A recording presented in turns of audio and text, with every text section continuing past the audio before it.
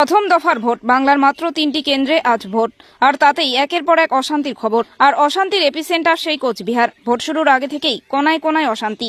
কখনো বিজেপির তীর তৃণমূলের দিকে, আর কখনো তৃণমূলের নিশানায় বিজেপি, কখনো উদয়নের আক্রমণ নিশীথকে, কখনো নিশীথের কটাক্ষ উদয়নকে।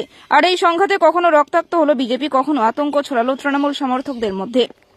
কিন্তু যারা খাতায় কলমে কোনো দলই করে না, সাধারণ ভোটার মাত্র, তারাও শান্তিতে ভোটটা কাটাতে পারলেন না।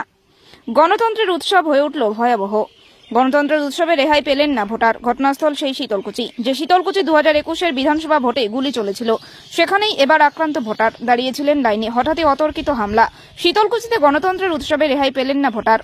ঘটনাস্থল সেই শীতলকুচি, যে শীতলকুচিতে 2021-এর বিধানসভা ভোটে গুলি চলেছিল। সেখানেই এবার আক্রান্ত ভোটার ভোট দিয়ে বাড়ি ফিরছিলেন। হঠাৎই অতর্কিত হামলা। শীতলকুচিতে দুষ্কৃতীদের আঘাতে চোখ ফেটে গেল সাধারণ ভোটারের। যন্ত্রণায় ছটফট করতে করতে ডাক্তারের কাছে যান তিনি। চিকিৎসক পরীক্ষা করে জানান ক্ষত গভীর।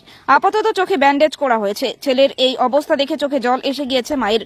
ভোট দিতে এসে এভাবে আক্রান্ত হতে হবে ভাবেননি। কিন্তু এত বড় একটা ঘটনা ঘটল। কোথায় ছিলেন নিরাপত্তা কর্মীরা? কেন্দ্রীয় বাহিনী এগিয়ে এলো না কেন? আক্রান্ত ভোটারের দাবি, পুলিশ, কেন্দ্রীয় বাহিনী কেউ ছিল না।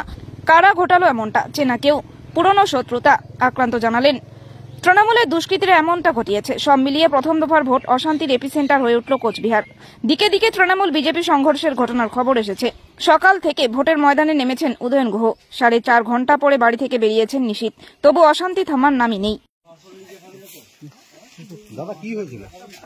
আমি ভোট দিয়ে আসছিলাম, যখন বাড়িতে আসি তখন থেকে পিছন থেকে একটু হই হাল্লা শুরু হয়। তখন আমি পিছন থেকে ঘুরে যখন তাকাই তখন দেখি আমার চোখে এসে ঢিল লাগলো। তৃণমূলের লোক। আপনি কি কোনো দল করেন? না, আপনি সাধারণ ভোটার? সাধারণ ভোটার। ওইখানে কি কোনো সংঘর্ষ চলছিল সেই সময়? না, আমি তো ওই দিকে দেখি নাই। আমি তখন বাড়িতে আসতেছি, আচ্ছা, পিছন থেকে যখন চিল্লা আল্লাহ শুরু হয়েছে তখন আমি পিছনের দিকে যখন ঘুরে তাকাই তখন এসে একটা ঢিল এসে আমার চোখে লাগে। কত নম্বর বুথের ভোটার? আমি 260 নম্বর বুথের ভোটার। তারপর কি হলো? তারপর ওখান থেকে আমি চলে আসলাম বাড়িতে। পুলিশ প্রশাসন আসলো না না, সেখানে? পুলিশ প্রশাসন আসে নাই। হাসপাতালে গিয়েছিলেন? হ্যাঁ, আমি বাড়িতে এমনি ডাক্তার নিয়ে এসে হইলাম। আপনি কি আতঙ্কিত বর্তমানে? আতঙ্কিত হয়েছে। কি নাম দাদা আপনি? আমার নাম বিনোদ সরকার। বাড়ি ছোট শালবাড়ি। ভোট কেন্দ্র? বুথ কেন্দ্র 260 নম্বর বুথ।